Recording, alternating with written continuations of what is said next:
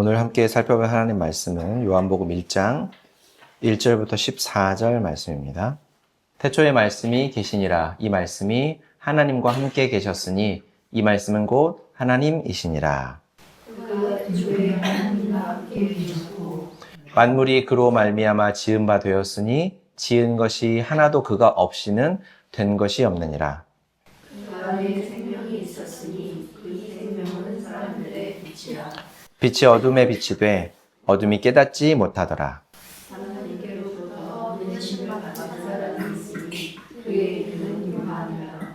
그가 증언하러 왔으니 곧 빛에 대하여 증언하고 모든 사람이 자기로 말미암아 믿게 하려 함이라. 그는 빛이 아니요 이 빛에 대하여 증언하러 온 자라.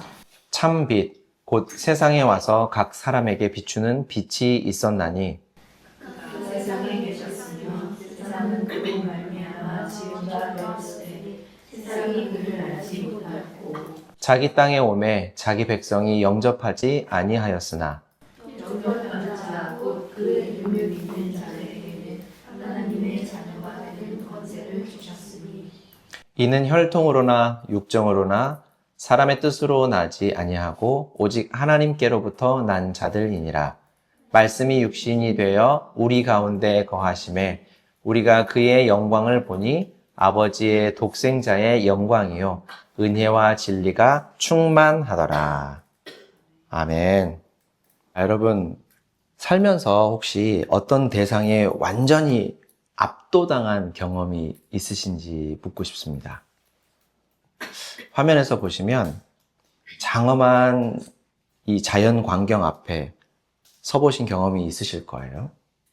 미국의 그랜드 캐년이나 지금 보고 있는 세계의 지붕이라고 불리는 타지키스탄의 파미르 고원처럼 이런 그림들을 보고 있으면 마치 AI로 그린 것 같이 비현실적인 광경들이라고 느껴지기도 하는데, 그리고 마지막에 보여드렸던 영상은 제가 20대에 직접 보았던 그 여수 향일암 정상에서 이렇게 바라본 압도적인 바다 광경이거든요.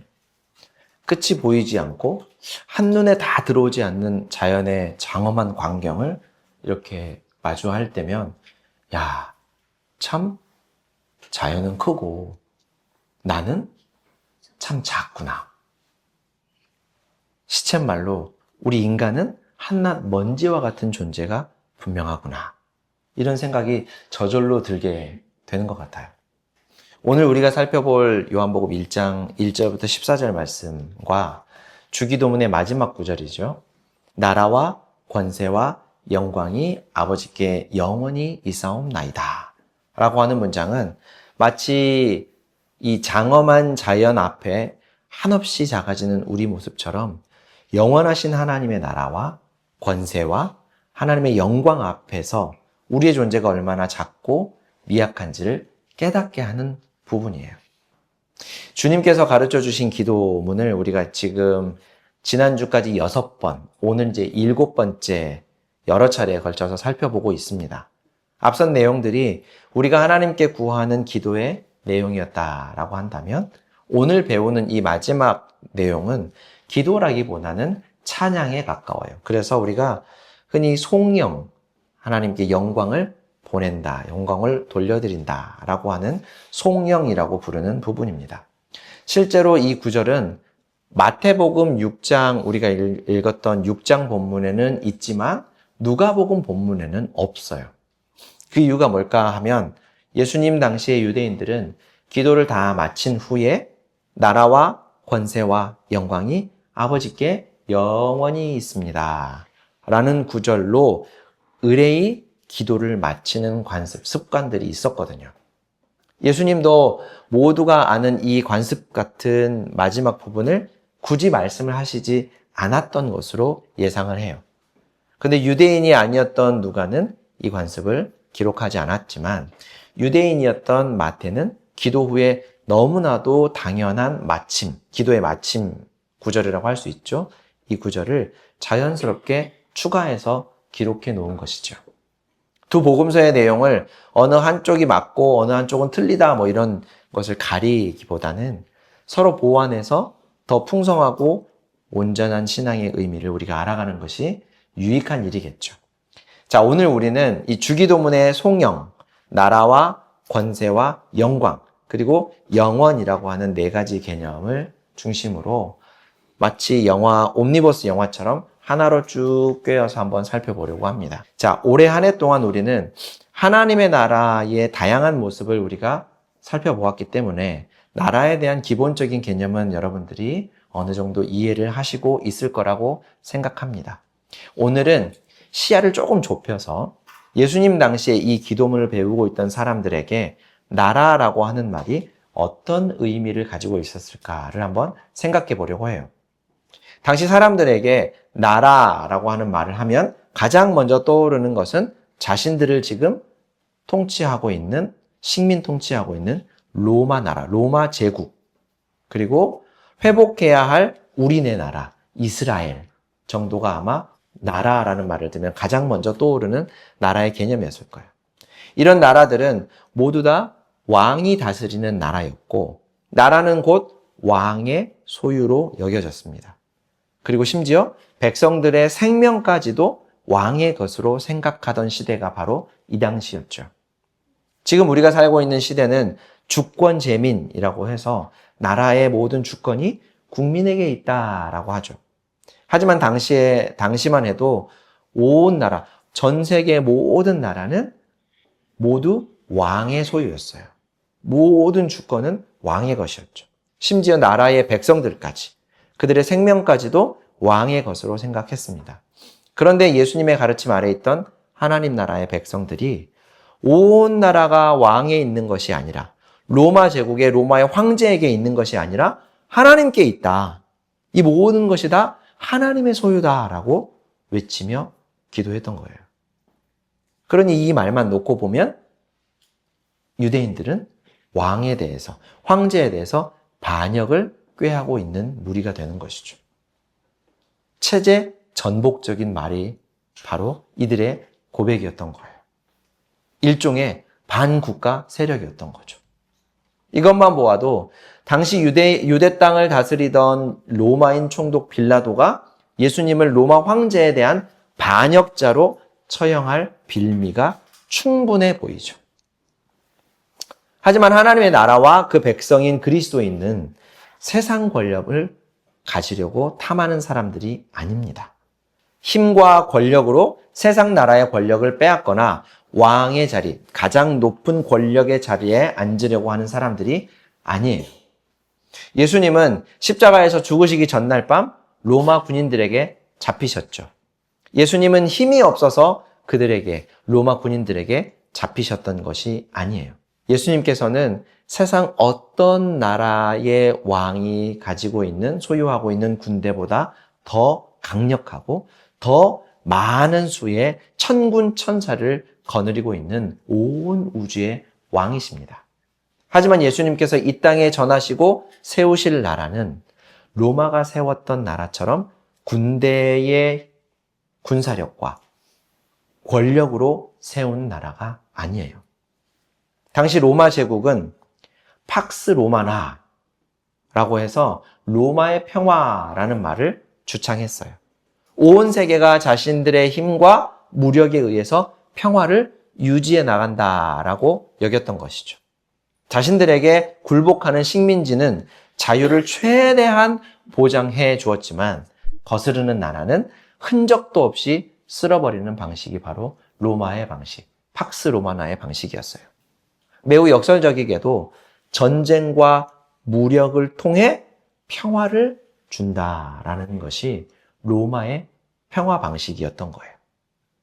하지만 하나님의 나라는 이렇게 무력으로 다스리는 나라, 무력으로 세워지는 나라가 아닙니다. 하나님 나라의 왕이신 하나님이 주시는 평화, 성경에서는 샬롬, 여러분 여기 써 있는데 샬롬이라는 표현을 써요. 이 하나님의 샬롬, 하나님의 평화는 왕이 자기 백성을 위해서 하나밖에 없는 외아들을 희생시켜 이루는 평화예요. 다시요. 하나님의 샬롬은 왕이 자기 백성을 위해서 하나밖에 없는 외아들을 희생시켜서 이루는 평화가 바로 하나님의 평화, 하나님 나라의 평화, 하나님의 샬롬이라는 거예요. 하나님 나라 백성은 세상 권력과 세상의 제도 아래 살아가면서도 그것들이 제시하는 힘, 권력, 물질이라고 하는 방식을 단호히 거부하며 따르지 않는 사람들이 바로 하나님 나라 백성들입니다. 대신 하나님 나라의 방식인 은혜와 사랑과 희생이라는 방식을 따르면서 살아가는 사람들이 바로 그리스도인들, 하나님의 백성들이죠. 비근한 예로 우리 교회와 같은 작고 연약한 공동체는 성도의 수도 적고 재정의 규모도 굉장히 작죠. 세상의 방식으로 계산적으로 따져보면 누군가 돕는 것이 쉽지 않은 일입니다. 누군가에게는 지나친 오지랖으로 보일 수도 있는 거죠. 하지만 교회의 존재의 이유, 하나님께서 우리를 부르신 이유가 무엇입니까? 하나님을 사랑하고 이웃을 사랑하는 것이죠. 우리가 든든히 세워져 가는 것은 세상의 방식과는 전혀 다르다고 여기기 때문에 아직은 미약하나마 가진 것을 과감히 나누는 것이고, 더 나아가서는 이웃을 사랑하는 일이 하나님의 방식으로 교회를 더욱 든든히 세워가는 일이라고 믿고 있기 때문에 우리가 지난주에 했던 헌금을 우리의 도움이 필요한 분들, 하나님의 사랑이 꼭 필요한 분들에게 나눠줄 수 있었던 거예요. 자, 결국 하나님 나라의 백성은 세상 권력 앞에서 힘과 물질의 방식이 아닌 은혜와 사랑과 희생으로 이루어진 예수님의 방식을 고민하며 살아가는 사람들이죠. 권력 앞에서 어떻게 살아남을까를 고민하지 않고 어떻게 하나님의 뜻대로 살아갈 것인가, 어떻게 하나님을 사랑하고 이웃을 사랑하며 살아갈 것인가를 끊임없이 삶에서 고민하며 살아가는 사람들이 바로 우리인 거죠. 자, 하지만 은혜와 사랑과 희생을 좋은 게 좋은 거다라는 방식으로 생각해서는 또 안 돼요. 때로는 교회와 성도 개인에게 불이익과 고통과 고난이 뒤따를지라도 세상 권력의 불의와 불공정에 맞서서 하나님의 뜻을 대언하며 비판하는 일을 마다하지 않는 사람들이 바로 그리스도인들이고 그 무리들이 바로 교회이죠. 대표적인 예로 독일의 독재자였던 히틀러, 아돌프 히틀러가 유럽 전역과 유대인들을 학살할 때 수많은 교회와 독일의 교회와 목회자들이 그 악행에 동조했습니다. 그가 마치 성경에 나오는 여호수아와 같은 위대한 인물이다. 하나님이 그를 세우시고 사용하신다. 라는 성경을 빙자해서 말도 안 되는 악행에 동조했었죠. 하지만 디트리 본회포 목사님을 비롯한 고백교회의 구성원들은 거대한 권력 앞에서도 꿋꿋이 하나님의 뜻을 외치는 사람들이었어요. 모든 나라와 권력이 궁극적으로 하나님 아버지께만 속한다라고 하는 사실을 믿기 때문에 하나님의 뜻을 외면하거나 거부하는 권력 그리고 정권을 과감하게 비판할 수 있었던 것이죠. 반대를 위한 투쟁이 아니라 하나님의 선한 뜻에서 어긋나는 정책과 제도를 비판하고 불의에 맞서 싸우는 것은 그리스도인으로서 마땅한 삶의 모습이다라고 하는 것을 우리가 꼭 기억해야 합니다. 자, 나라와 권세가 아버지께 있습니다라고 하는 고백과 찬양, 그 다음은 영광이라는 말이에요. 자, 히브리어는 영광이라는 말이 한번 보세요, 앞에. 카보드라고 되어 있어요. 영광이라는 말이 카보드예요. 그리고 헬라어로는, 그리스 말로는 독사라는 말입니다. 독사. 뱀 같죠? 독사라는 말이에요. 이 단어의 기본적인 뜻이 뭐냐면 명예, 명성, 칭찬, 환호 이런 말이에요. 우리는 흔히 시상식에서 상을 받거나 사법시험처럼 어려운 시험을 통과하거나 또 역사에 이름을 남길 만한 위대한 업적을 이루었을 때 영광이라는 말을 하고 떠올리고 하죠. 하지만 성경이 말하는 영광이라는 말은 다른 사람에 의해서 바뀌거나 사라지는 것이 아닙니다. 시대와 상황에 따라서 다르게 평가되는 것을 영광이라고 말하지 않아요. 영원히 지속되는 것, 그것만을 영광이라고 표현하고 있습니다. 자, 그렇다면 성경의 영광은 사람이 어떤 노력을 해서 스스로 얻을 수 있는 것이 아니라는 거죠. 방금 얘기했던 나라와 권세야말로 세상에서는 가장 영광에 가까운 높은 자리처럼 보이죠. 하지만 지금까지 그 어떤 나라도 영원토록 지속된 일이 없었고 그 어떤 강력한 권세와 권력이라 할지라도 영원토록 지속된 일이 없었습니다. 궁극적으로 모든 나라와 권세가 하나님께 속해 있기 때문에 영광이라는 말은 오로지 하나님에게만 사용할 수 있는 말이고 하나님만 가질 수 있는 영원한 명예인 것이죠. 이런 사실을 알고 믿었던 예수님 당시의 그리스도인들은 거대한 로마 제국과 황제 앞에서도 당당하게 나라와 권세와 영광이 황제에게 있지 않고 오직 우리 하나님 아버지께만 있습니다 라고 고백하며 하나님께만 영광을 돌렸어요. 우리가 지금 아무렇지 않게 드리는 이 송영의 문장이 처음 이 문장을 고백했던 이들에게는 삶과 죽음이 걸린 고백이었던 것이죠. 자, 그렇다면 성경이 말하는 하나님의 영광은 무엇일까? 말을 조금 바꿔서 무엇이 하나님만 하실 수 있고 하나님만 가질 수 있는 영원한 명예일까라고 질문하면 아마 대답이 좀 쉬울 것 같은데요. 바로 두 가지예요. 창조와 구원입니다. 이 두 가지는 생명과 아주 밀접하게 관련되어 있는 것이죠. 첫 번째 창조. 창조는 성경에서 하나님의 창조를 드러내는 가장 대표적인 본문이 창세기 1장과 2장이죠. 하나님이 온 우주와 세상 만물과 동물과 식물 그리고 사람까지 창조하셨다라고 하는 말씀입니다. 하나님께서 이 모든 존재에게 생명을 주셔서 살아있는 존재가 되게 하셨다라는 말씀이에요. 자, 그런데 제가 종종 여러분들과 나누었던 것처럼 창세기 1장과 2장에서 말씀하는 하나님의 창조, 온 우주 만물에 생명을 하나님께서 나누어 주신, 선물해 주신 사건은 지구의 나이가 6,000년이라는 주장이나 창조와 진화가 서로 대립하는 개념이다라는 주장을 뒷받침하는 근거가 되지 못합니다. 일단 기본적으로 성경이 일반 역사나 과학적 사실을 기록한 책이 절대 아니기 때문에 성경 말씀을 통해 지구의 나이가 몇 살인지, 현생 인류가 탄생한 지 얼마나 됐는지, 인류의 조상이 누군지, 어떤 형태의 생명체였는지를 확인할 수 있는 방법은 단 한 가지도 성경에 찾아볼 수 없는 거예요. 실제로 여러분, 우리가 인류의 조상이라고 여기는 아담 있죠? 그 아담이라는 말은 그 사람의 이름이라기보다는 원래 뜻이 인간, 사람이라는 뜻이에요. 그러니까 우리가 생각하는 것처럼 인류의 조상이 누군지, 어떤 형태의 생명체였는지, 또 지구의 나이가 몇 살인지 이런 것들을 성경에서 찾아볼 수 없는 거예요.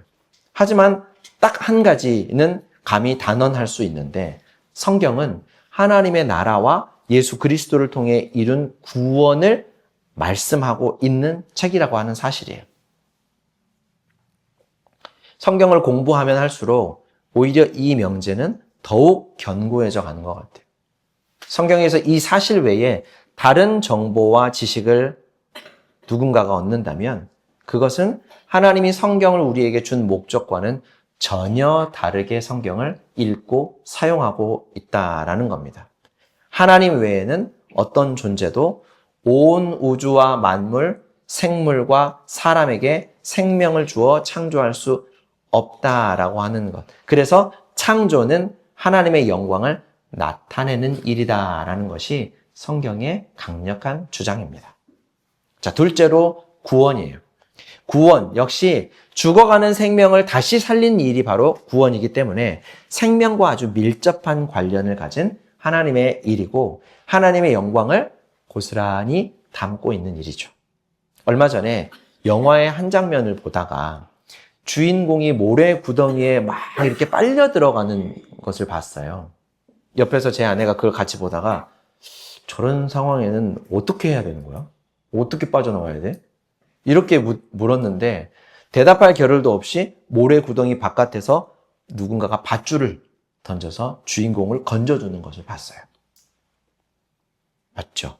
스스로 나올 수 없는 상황에 빠졌을 때는 바깥에서 누군가가 구해주지 않으면 그 사람은 절대 나올 수가 없는 거예요. 그러니까 그대로 죽을 수밖에 없는 거죠. 죄의 구덩이에 빠진 죄인의 상황이 꼭 그래요. 그래서 죄의 구덩이 밖에 죄가 없으신 예수님이 죄인들을 구덩이에서 건져주시지 않으면 안타깝지만 빠져나올 수 있는 방법이 없는 것이죠. 오로지 하나님이신 예수님만 하실 수 있는 일, 우리를 구원하시는 일, 구원이 바로 하나님의 영광을 잘 나타내 보여주는 일이라는 겁니다. 요즘 AI 로봇이 사람의 움직임을 막 거의 비슷하게 따라하고 사람이 하지 못하는 뭐 덤블링이라든지 뭐 이런 것들도 잘하더라고요. 뛰어가고 막 이런 것들요. 그리고 사람들보다 더 똑똑해지기는 했지만 우리는 이런 것들을 살아있는 생명체로 창조했다. 누군가가 생명체를 창조했다라고 말하지는 않죠. 또 의사가 환자를 치료할 수는 있지만 영원한 생명을 줄 수는 없습니다. 그래서 영광은 생명과 관련된 창조와 구원을 통해 오직 하나님께만 있는 것이죠. 오늘 우리가 읽은 요한복음 1장 1절부터 14절 말씀은 이 사실을 잘 증언하고 있습니다. 태초에 창조의 그때에 하나님이 계셨고 예수님께서 하나님과 함께 계시면서 자신 안에 있던 생명을 온 우주와 만물에 공급해 주셨다. 수많은 사람들이 생명을 주신 예수님을 미처 알아보지 못했지만 그분을 믿고 받아들인 사람들은 영원한 하나님 나라의 자녀가 되는 무한한 권세를 누리고 영원한 생명을 주시는 예수님 안에서 창조와 구원의 영광을 발견하게 될 것이다. 라는 말씀이 오늘 우리가 읽었던 요한복음 1장 1절부터 14절의 내용이에요. 자, 결국 예수님을 통해 이루어지는 나라와 예수님의 은혜와 사랑, 희생으로 주어지는 권세, 권력, 그리고 생명을 주시는 하나님의 창조와 구원의 영광이 오직 하나님께 영원토록 있습니다. 라고 하는 찬송, 송영이 오늘 우리가 깨닫고 믿음으로 받아들이는 송영의 내용입니다. 자, 마지막으로 주기도문의 맨 앞에 붙어 있는 대개라는 말, 그리고 아멘이라는 말을 간단하게 한번 살펴보고 마칠게요. 자, 여러분, 대개라는 말. 대개 하면 뭐가 떠오르시나요? 대게, 홍게, 랍스타 이런 거요. 그렇죠. 어떤 분들은 이 대개라는 말을 하면 대부분의 나라, 권세, 영광만 하나님께 있다고 오해하기도 해요. 그러니까 대부분의 나라와 대부분의 권세와 대부분의 영광은 하나님께 있습니다. 라는 고백으로 오해를 하시는 분들이 있어요. 하지만 여기서 말하는 대개라는 말은 대부분이라는 뜻이 아니고요. 이 말은 헬라어에 왜냐하면 무엇이기 때문입니다. 라고 하는 여기 밑에 호티라고 보이죠? 저 호티라는 단어를 번역하면서 한자 그대로를 썼기 때문에 대개라고 하는 거예요. 따라서 이 구절은 우리가 이 모든 기도의 내용으로 기도할 수 있는 이유가 바로 모든 나라와 모든 권세와 모든 영광이 하나님 우리 아버지께 영원토록 있기 때문입니다. 라는 뜻으로 대개와 마지막 문장을 써놓은 거예요. 요즘 우리가 쓰는 이 개역 개정판 주기도문에는 대개라는 말을 빼버렸더라고요. 아마 오해 때문에 빼지 않았을까 싶은데 저는 오히려 이 대개의 의미를 잘 알고 있다면 사용하는 것이 더 좋다고 판단하는 바예요. 자, 그리고 아멘이라는 말은 아멘은 단순히 동의, 우리가 흔히 동의죠. 그러니까 기도하고 맨 나중에 예수님의 이름으로 기도합니다 라고 하고 아멘 하면 맞습니다. 정말로 그렇게 이루어지기를 바랍니다. 저도 같은 마음입니다. 라고 하는 뜻으로 아멘이라는 말을 하죠. 그런데 동의를 넘어서 결심도 포함하고 있는 말이 바로 이 아멘이라는 말이에요. 우리가 하나님의 말씀을 읽고 기도한 후에 같은 마음으로 기도했다라고 하는 동의의 표시와 함께 하나님 나라의 정체성으로 살아가겠습니다. 라고 하는 결심의 의미도 담아서 아멘이라고 함께 외치는 것이죠. 자, 사랑하는 성도 여러분. 우리는 주님께서 가르쳐 주신 기도를 통해 다음과 같은 믿음을 고백했습니다. 우리는 하나님을 우리 아버지로 믿으며 기도합니다. 우리는 우리 삶을 통해 하나님 아버지의 이름이 거룩히 여김을 받게 될 것을 믿으며 기도합니다. 우리는 우리에게 영원한 생명을 주시는 하나님의 나라가 우리 삶의 현장에서 이루어지는 것을 경험하며 기도합니다. 우리는 우리에게 필요한 모든 것을 공급해 주시는 우리 하나님을 믿으며 이웃과 나누는 삶을 살고 우리가 용서받은 것처럼 용서하며 살고 악으로부터 우리를 구해 주실 하나님을 믿음으로 기도합니다. 그리고 우리 아버지 하나님께서 모든 나라와 권세와 영광의 주인이시기 때문에 능히 이 모든 기도를 들어주실 수 있다는 굳은 믿음을 가지고 기도합니다. 부디 우리 주님께서 우리에게 가르쳐 주신 이 기도문이 2000년 전에 누군가를 위한 기도문이 아니라 오늘 이 시대에 우리에게 동일하게 가르쳐 주신 기도문이 되어서 우리 마음과 삶을 지키고 하나님과 더욱 깊은 교제를 나누는 통로가 되기를 주님의 이름으로 축원합니다. 자, 우리 주님 가르쳐 주신 기도를 드리면서 마치겠습니다. 하늘에 계신 우리 아버지여, 이름이 거룩히 여김을 받으시오며 나라의 임하옵시며 뜻이 하늘에서 이룬 것 같이 땅에서도 이루어지이다. 오늘날 우리에게 일용할 양식을 주옵시고 우리가 우리에게 죄 지은 자를 사하여 준 것 같이 우리 죄를 사하여 주옵시고 우리를 시험에 들게 하지 마옵시고 다만 악에서 구하옵소서. 백의 나라와 권세와 영광이 아버지께 영원히 있사옵나이다. 아멘.